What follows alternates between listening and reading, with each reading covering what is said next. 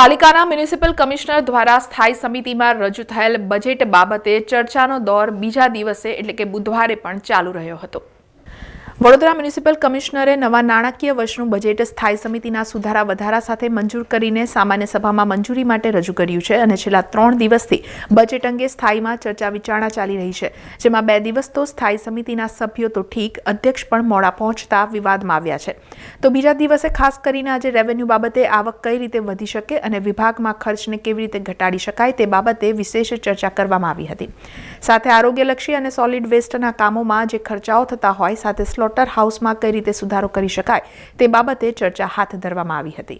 આજે બજેટના બીજા દિવસે સવારે 10:30 થી 8:30 સુધી બપોરે બ્રેક પાડીને ચર્ચા કરવામાં આવી છે। આજે ખાસ કરીને કોર્પોરેશનના જે રિકરિંગ ખર્ચ છે કે જેને આપણે રેવન્યુ ખર્ચ તરીકે ઓળખીએ છીએ એના પર ડિટેલમાં ચર્ચા કરવામાં આવી। અલગ અલગ ડિપાર્ટમેન્ટના જે રિકરિંગ ખર્ચા આવે છે એમાં શું ફેરફાર કરી શકાય, ખર્ચ બચાવી કઈ રીતે શકાય જેથી કરીને બજેટમાં સરપ્લસ આવક મળે એ બાબતની ચર્ચા કરવામાં આવી। સાથે સાથે રેવન્યુ ખર્ચની સાથે પરિશિષ્ટ 1 થી 6ની પણ ચર્ચા કરવામાં આવી છે। આમાં ખાસ જે મુદ્દાઓ છે એમાં આરોગ્યલક્ષી એ કામો હોય, સોલિડ વેસ્ટના કામો હોય, જે રેગ્યુલર રિકરિંગ ખર્ચા આવતા હોય, ખાસ કરીને જે કર્મચારીઓ મેડિકલ રિએમ્બર્સમેન્ટ લે છે એ ખર્ચો કેવી રીતે ઘટાડી શકાય એ બાબતમાં ડિટેલ ચર્ચા થઈ છે।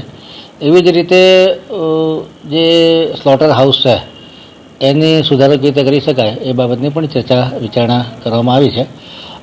જે રેગ્યુલર રિકરિંગ ખર્ચા છે એ ખર્ચા પર જ્યાં જરૂર હોય ત્યાં કાપ મૂકવામાં આવે છે અને જ્યાં વધારે જરૂર છે એ ખર્ચા વધારવામાં પણ આવ્યા છે અને આ અત્યારે જે પ્રાઇમરી ચેન્જીસ કર્યા છે એ બધા ફાઇનલ થતાં બજેટના અંતિમ દિવસે પ્રેસ કોન્ફરન્સ કરી અને આપ સૌને જાણ કરવામાં આવશે।